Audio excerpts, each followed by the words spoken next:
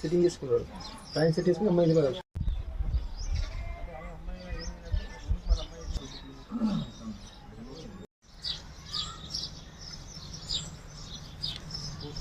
కొమట్పల్లి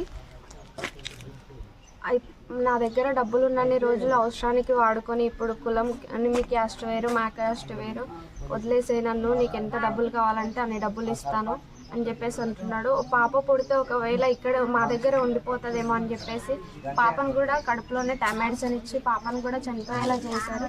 ఇప్పుడు మీ క్యాస్ట్ వేరు మా క్యాస్ట్ వేరు, ఇప్పుడైనా వదిలించుకోవాలి అని చెప్పేసి వాళ్ళు ఇంట్లో నుండి వెళ్ళిపోయారు. నేను ఇక్కడే ఉన్నాను టెంట్ వేసుకొని.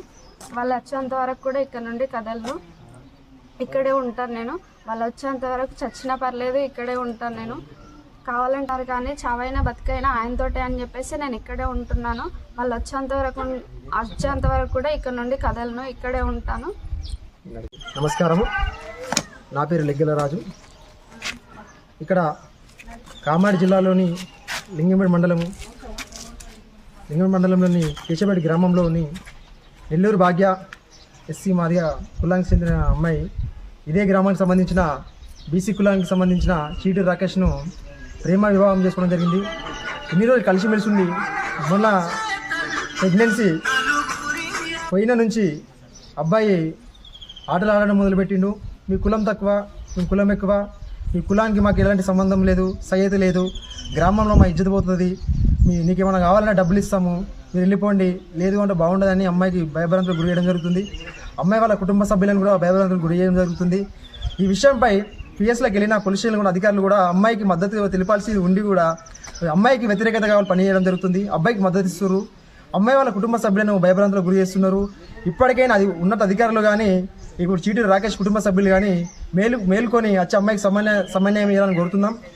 మా తరపున కోరేది ఎక్కడే ఏంటంటే అమ్మాయికి సమన్వయం జరగాలి. అమ్మాయి భయభ్రాంతులకు గురి చేయాల్సిన అవసరం అయితే మేము కూడా మా సంఘాల తరపున కూడా భారీ ఎత్తున ఆందోళనకు దిగుతాం. అవసరమైతే పోలీస్ స్టేషన్లో కూడా ఆమర నిరాహార దీక్ష సంకల్పం పూనుకుంటాం. కాబట్టి దయచేసి అధికారులు గమనించాల్సింది ఉంది. ఏదైతే సమస్యను చూడండి, సమస్య ఏముందో సమస్యను చూడండి, సమస్యను చూసినాక న్యాయం అన్యాయాలను చూడండి.